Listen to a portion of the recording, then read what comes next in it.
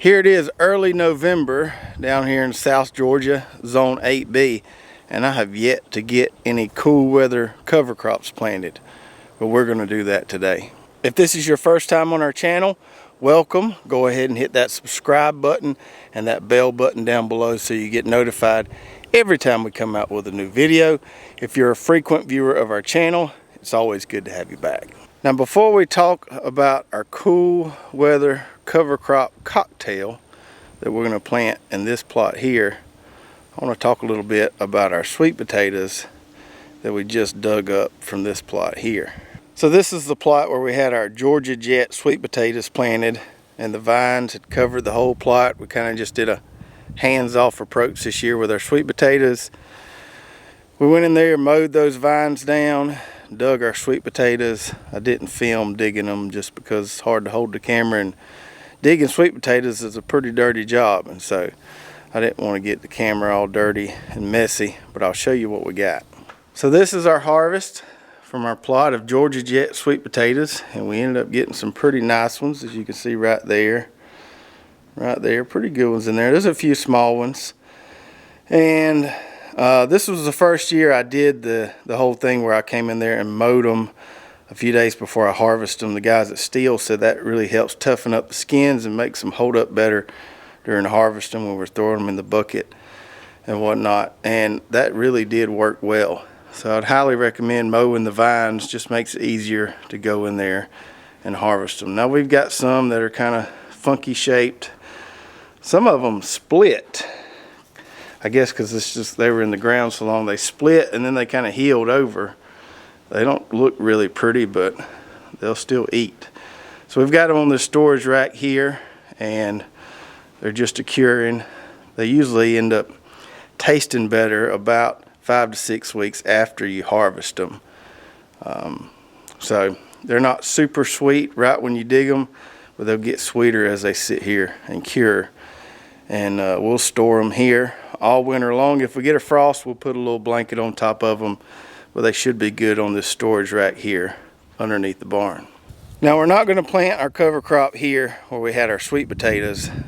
We're actually going to plant some beds of greens in here. Some of our premium greens mix, some tatsoi, some mizuna, and a bed of all top turnips. So we'll have that coming up on a future video. I've still got to get in here and clean this up a little more so I can get those beds made really nice. There's still some chunks of sweet potatoes I missed when I was digging them that the tiller chopped up.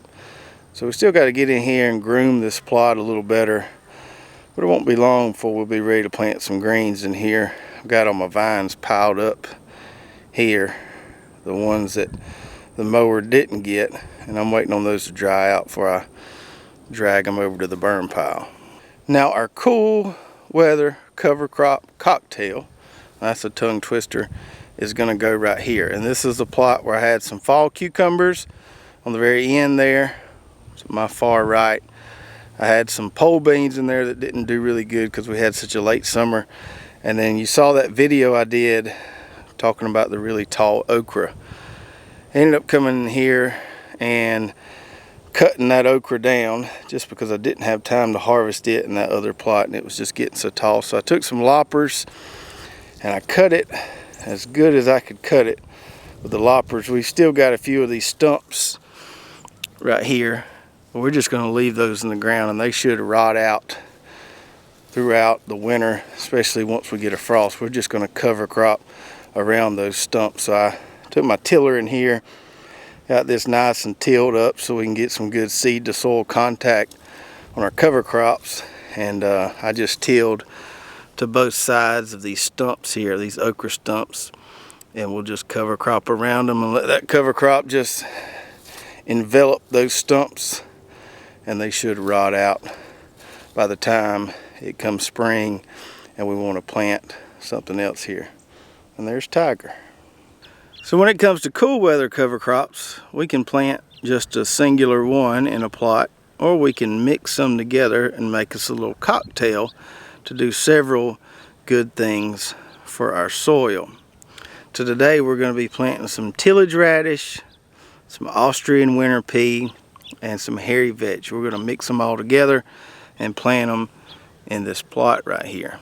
Now the tillage radish is a great cool season cover crop if you've got some hard clay soils that aren't very workable and you want to improve the workability of those soils. Tillage radish, also known as daikon radish, has some really deep roots it grows, almost like really long carrots. They can get up to 12 inches long, and they'll penetrate down there deep into that soil, kind of loosen everything up for you. And they'll also scavenge a lot of nutrients from down deep and bring those to the top of the soil. So it's going to help your soil in a lot of ways. Now this plot here has pretty nice soil, but there's a couple patches you can't really see here of white clay that are in there, and I'm hoping this tillage radish kind of improves the workability of those few spots there. And then the other two we're going to plant here is the Austrian winter pea and the hairy vetch. Both of these are nitrogen fixers, so they're going to grab some of that atmospheric nitrogen and put it in the soil, and we should have a nice fertile plot come spring. Now if you've seen any of my previous cover crop videos, you know I like to put it out thick. I like to go a little heavier than the recommended rate. The recommended rate on these, for the radish, it's 1 pound per 1,000 square feet.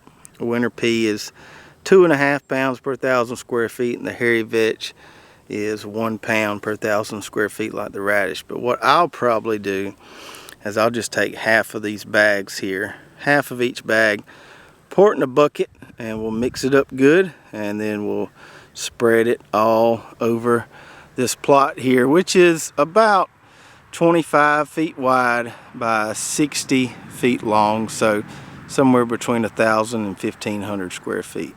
So we're going to take some of each of these and pour them in our bucket.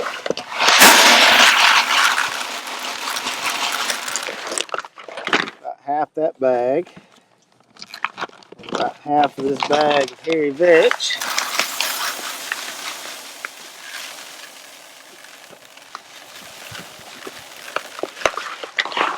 And about half this bag of tillage radish.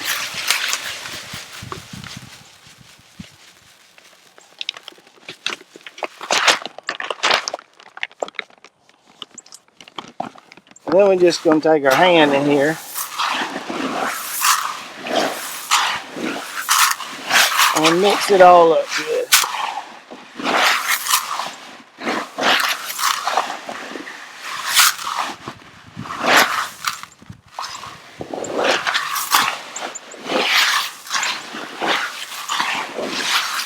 Now we've got us a nice little cool season cover crop cocktail. So we got our cocktail made, and now it's time to sling some seed. So I'm going to take my bucket and as equally as I can distribute this cover crop cocktail over this plot here, and then we'll take our rake, come behind there, and make sure we get those seeds nice and covered so they'll all germinate well once we put some water on them.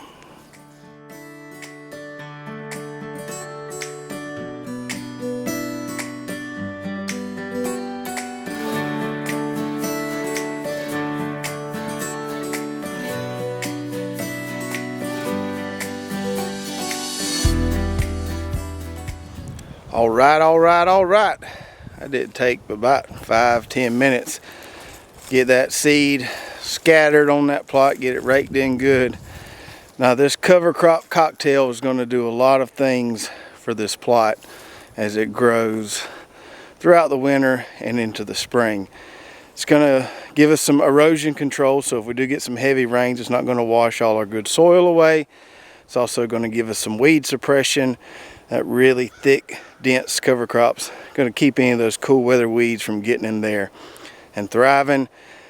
The radish in particular, like I said earlier, is going to scavenge nutrients from the deep, bring them to the surface so they can be available for our next crop that we plant in here.